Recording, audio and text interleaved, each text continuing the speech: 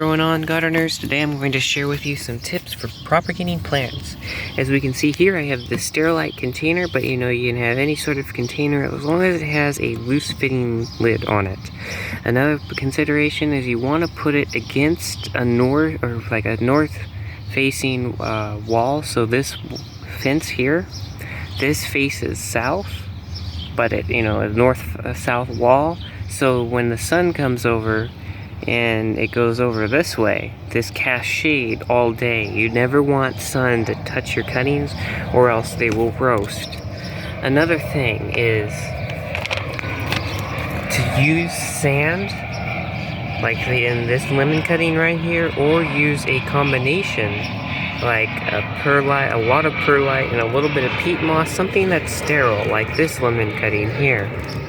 I typically chop the leaves in half. If it's a bigger cutting like this, I don't care about that. If they're like petunias, just keep that in mind. And then what I do is I like the lip down here of a little bit of water. It just allows me to put a little bit of water in there so that the humidity can stay high.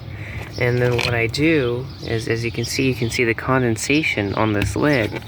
It's good to keep them in a high humidity spot, and it depends on the cutting, but generally for softwood cuttings like geraniums, petunias, anything that are really fast growing annuals, I find that 2 to 3 weeks you can find them and see if they have any roots.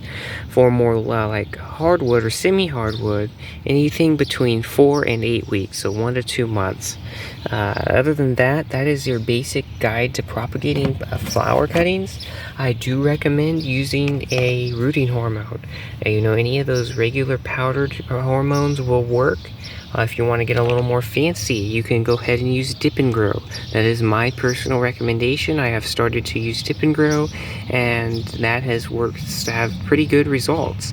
But if you're not up to mixing your own and all that, the regular powder stuff you can get in a little jar from Amazon or Home Depot, Lowe's, whatever, that works just fine. Just dip it in and then stick it in your sand or perlite and peat, whatever you have, and just check on it 2 weeks if it's like a geranium or petunia, and 4 weeks if it's like a lemon cutting or like Rose of Sharon cuttings, rose cuttings as well.